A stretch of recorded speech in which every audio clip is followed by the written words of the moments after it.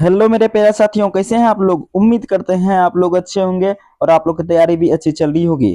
तो दोस्तों, आज हम आपके लिए लेकर आए क्लास 12 फिजिक्स के 50 वीवीआई ऑब्जेक्टिव क्वेश्चंस, जो कि 5 फरवरी वायरल ऑब्जेक्टिव क्वेश्चंस होंगे। तो वीडियो के एंड तक बने रहे। अगर वीडियो आपको अच्छा लगे तो वीडियो को लाइक कर ले, अगर चैनल पर नए तो चैनल को भी सब्सक्राइब कर लें।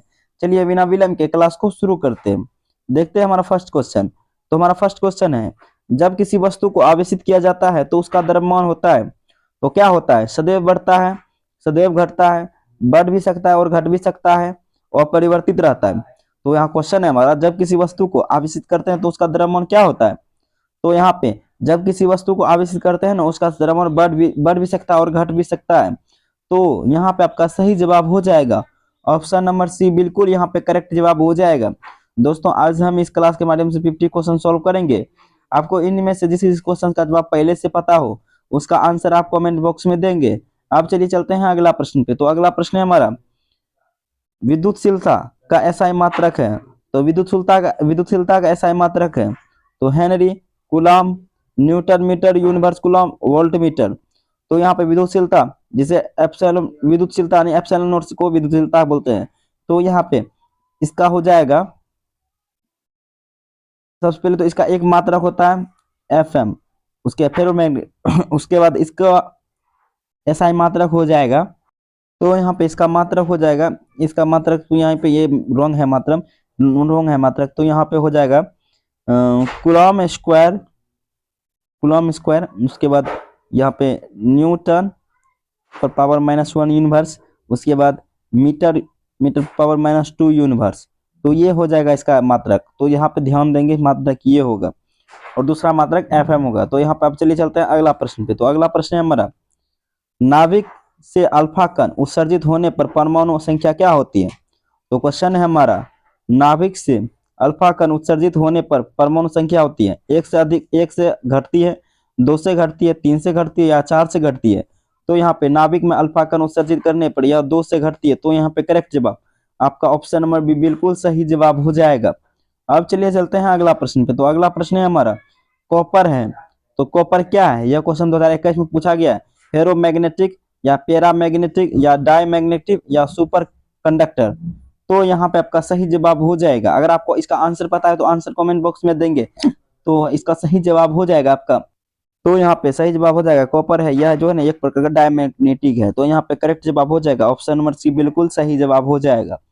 अब चलिए चलते हैं अगला प्रश्न पे। तो अगला प्रश्न है हमारा, निम्न में से किसकी चुंबकशीलता अधिक होती है। तो यहाँ पे बताना है निम्न में से किसकी चुंबक, तो यहाँ पे निम्न में से किसकी चुंबकशीलता अधिक होगी, कांच की, जल की, लोह चुंबकी या तांबा की। तो यहाँ पे सही जवाब हो जाएगी लोह चुंबक की। तो यहाँ पे करेक्ट जवाब ऑप्शन नंबर सी हो जाएगा, बिल्कुल सही जवाब। अब चलिए चलते हैं अगला प्रश्न पे। तो अगला प्रश्न है हमारा, प्रबल विद्युत चुंबक बनाने के लिए उपयोगी पदार्थ हैं। तो प्रबल विद्युत चुम्बकीय बनाने के लिए उपयोगी पदार्थ हैं, स्टील है, तांबा है, एल्यूमिनियम या सॉफ्ट आयरन है। तो यहाँ पे सही जवाब हो जाएगा सॉफ्ट आयरन है। तो यहाँ पे करेक्ट जवाब हो जाएगा ऑप्शन नंबर डी, बिल्कुल सही जवाब हो जाएगा। अब चलिए चलते हैं अगला प्रश्न पे। तो अगला प्रश्न है हमारा, द्रव और गैस होते हैं। तो द्रव और गैस क्या होते हैं, यह दो क्वेश्चन 2021 में पूछा गया। और फेरोमैग्नेटिक, फेरोमैग्नेटिक, सुपर मैग्नेटिक या स्थायी चुंबक। तो यहाँ पे आपका सही जवाब हो जाएगा। तो यहाँ पे सही जवाब हो जाएगा, यह एक फेरोमैग्नेटिक है। तो यहाँ पे करेक्ट जवाब ऑप्शन नंबर ए बिल्कुल सही जवाब हो जाएगा। अब चलिए चलते हैं अगला प्रश्न पे। तो अगला प्रश्न है हमारा, कैथोड किरणें हैं।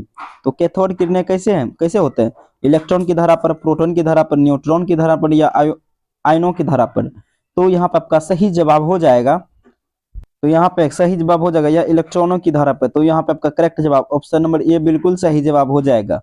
अब चलिए चलते हैं अगला प्रश्न पे। तो अगला प्रश्न है हमारा, यहाँ पे तरंग दैर्ध्य वाले फोटोन की ऊर्जा होती है, यानी लैम्डा तरंग दैर्ध्य वाले फोटोन की ऊर्जा होती है।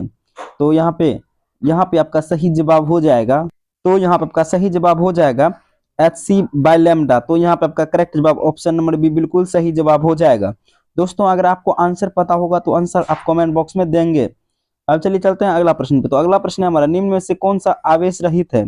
तो यह क्वेश्चन 2015 में पूछा गया है, निम्न में से कौन सा आवेश रहित है, इलेक्ट्रॉन, प्रोटॉन, फोटोन या अल्फा कण। तो यहाँ पे आपका सही जवाब हो जाएगा, तो यहाँ पे आपका सही जवाब हो जाएगा या आवेश रहित या फोटोन होते हैं। तो यहाँ पे करेक्ट जवाब ऑप्शन नंबर सी हो जाएगा, बिल्कुल सही जवाब। अब चलिए चलते हैं अगला प्रश्न पे। तो अगला प्रश्न है हमारा, निम्न में से किस धातु का कार्य फलन न्यूनतम होता है। तो निम्न में से किस धातु का कार्य फलन न्यूनतम होता है? तांबा का, जस्ता का, लोहा का या सोडियम का? तो यहाँ पर आपका सही जवाब हो जाएगा, तो यहाँ पर आपका सही जवाब हो जाएगा, इसे सोडियम कहते हैं। तो यहाँ पर आपका करेक्ट जवाब ऑप्शन नंबर डी बिल्कुल सही जवाब हो जाएगा। अब चलिए चलते हैं अगला प्रश्न पे। तो अगला प्रश्न है हमारा, व्यतिकरण फ्रिंज की चौड़ाई बीटा का सूत्र है। तो व्यतिकरण फ्रिंज की चौड़ाई बीटा का सूत्र है, तो क्या सूत्र है?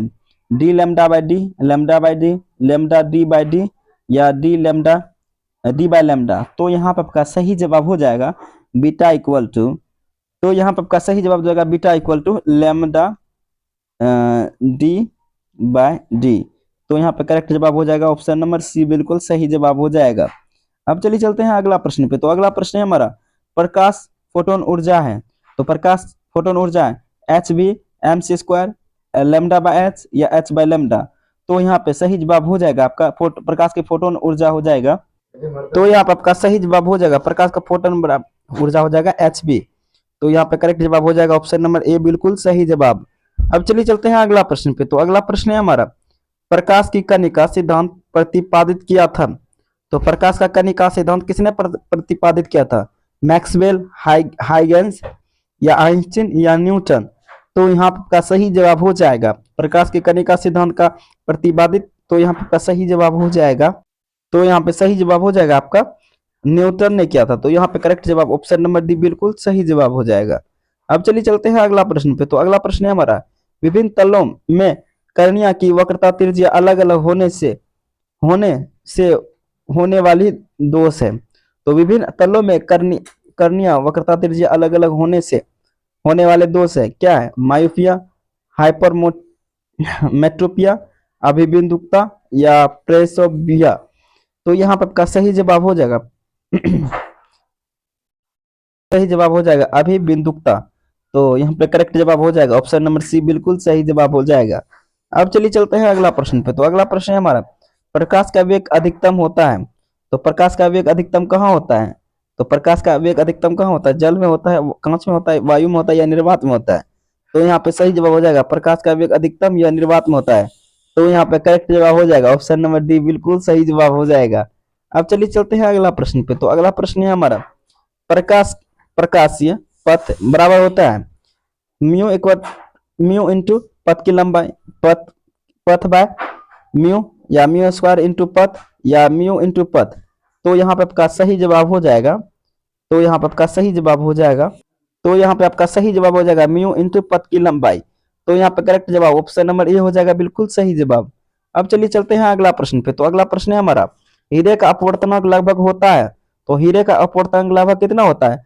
तो यह जो 2.42 होता है। तो यहाँ का करेक्ट जवाब ऑप्शन नंबर सी हो जाएगा। अब चलिए चलते हैं अगला प्रश्न पे। तो अगला प्रश्न है हमारा, सूर्य के प्रकाश का स्पेक्ट्रम होता है। तो सूर्य का प्रकाश का स्पेक्ट्रम होता है, सतत होता है, रेखीय होता है, अवशोषण होता है या विविक्त होता है? तो यहाँ पे आपका सही जवाब हो जाएगा सूर्य का प्रकाश का जो है ना स्पेक्ट्रम। तो यहाँ पे आपका करेक्ट जवाब हो जाएगा, तो यहाँ पे आपका सही जवाब हो जाएगा या जो सतत। तो यहाँ पे करेक्ट जवाब ऑप्शन नंबर ए बिल्कुल सही जवाब हो जाएगा। अब चलिए चलते हैं अगला प्रश्न पे। तो अगला प्रश्न है हमारा, गामा किरणें की अधिक वेधन शक्ति का कारण है। तो गामा किरणें का अधिक वेधन शक्ति का कारण है अधिक द्रव्यमान, अधिक आवेश, अधिक वेग, कम तरंग दैर्ध्य। तो यहाँ पे आपका सही जवाब हो जाएगा गामा किरणें की अधिक वेधन शक्ति का कारण है। तो यहाँ पे आपका करेक्ट जवाब हो जाएगा, तो यहाँ पे आपका सही जवाब हो जाएगा या जो गामा किरणें या कम तरंग दैर्ध्य होते हैं। तो यहाँ पे करेक्ट जवाब ऑप्शन नंबर डी बिल्कुल सही जवाब हो जाएगा। अब चलिए चलते हैं अगला प्रश्न पे। तो अगला प्रश्न है हमारा, निम्न में से कौन सा विद्युत चुम्बकीय तरंग है? तो निम्न में से कौन सा विद्युत चुम्बकीय तरंग है? अल्फा किरण, बीटा किरण, गामा किरण, कैथोड किरण? तो यहाँ पे आपका सही जवाब हो जाएगा निम्न में से कौन सा विद्युत चुम्बकीय तरंग है? तो यहाँ पे आपका करेक्ट जवाब हो जाएगा, तो यहाँ पे सही जवाब हो जाएगा आपका गामा किरणें। तो यहाँ पे करेक्ट जवाब ऑप्शन नंबर सी हो जाएगा। अब चलिए चलते हैं अगला प्रश्न पे। तो अगला प्रश्न है हमारा, गामा किरणें में होता है। तो गामा किरणें में क्या होता है? धन आवेश और द्रव्यमान, ऋण आवेश और द्रव्यमान, शून्य आवेश पर द्रव्यमान, या शून्य आवेश और शून्य द्रव्यमान? तो यहाँ पे आपका सही जवाब हो जाएगा, तो यहाँ पे गामा किरणें में होता है या शून्य आवेश और शून्य द्रव्यमान होता है। तो यहाँ पे आपका करेक्ट जवाब ऑप्शन नंबर डी बिल्कुल सही जवाब हो जाएगा। अब चलिए चलते हैं अगला प्रश्न पे। तो अगला प्रश्न है हमारा, सरल सूक्ष्मदर्शी का आवर्धन क्षमता होता है। तो सरल सूक्ष्मदर्शी का आवर्धन क्षमता बताना है। तो डी बाय एफ या एफ बाय डी या 1 प्लस डी बाय एफ या 1 माइनस डी बाय एफ? तो यहाँ पे आपका सही जवाब हो जाएगा सरल सूक्ष्मदर्शी का आवर्धन क्षमता, यहाँ पे करेक्ट जवाब हो जाएगा आपका। तो यहाँ पे सही जवाब हो जाएगा सरल सूक्ष्मदर्शी का आवर्धन क्षमता 1+d/f। तो यहाँ पे करेक्ट जवाब ऑप्शन नंबर सी हो जाएगा। अब चलिए चलते हैं अगला प्रश्न पे। तो अगला प्रश्न है हमारा, दो उत्तल लेंस को संपर्क रखने पर प्राप्त लेंस होगा। अगर दो उत्तल लेंस को हम संपर्क में रखते हैं तो उससे प्राप्त लेंस क्या होगा? उत्तल लेंस, उत्तल, अवतल, समतल, बेलनाकार। तो यहाँ पे आपका सही जवाब हो जाएगा। तो यहाँ पे आपका सही जवाब हो जाएगा या उत्तल लेंस। तो यहाँ पे करेक्ट जवाब ऑप्शन नंबर ए बिल्कुल सही जवाब हो जाएगा। अब चलिए चलते हैं अगला प्रश्न पे। तो अगला प्रश्न है हमारा, कांच के अवतल लेंस को पानी में डुबाने पर वह बन जाता है।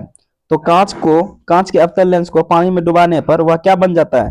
अधिक अपराश्री या फिर कम अपराश्री, सॉरी, अधिक अपसारी, कम अपसारी, अभिसारी या समतल।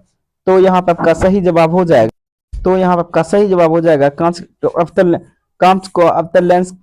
के अवतल लेंस को पानी में डुबाने पर इसका जो है ना कम अपसारी होते हैं। तो यहाँ पे करेक्ट जवाब ऑप्शन नंबर बी बिल्कुल सही जवाब हो जाएगा। अब चलिए चलते हैं अगला प्रश्न पे। तो अगला प्रश्न है हमारा, प्रकाश का अनुप्रस्थ तरंग होने की पुष्टि होती है विवर्तन से, व्यतिकरण से, परावर्तन से या ध्रुवन से।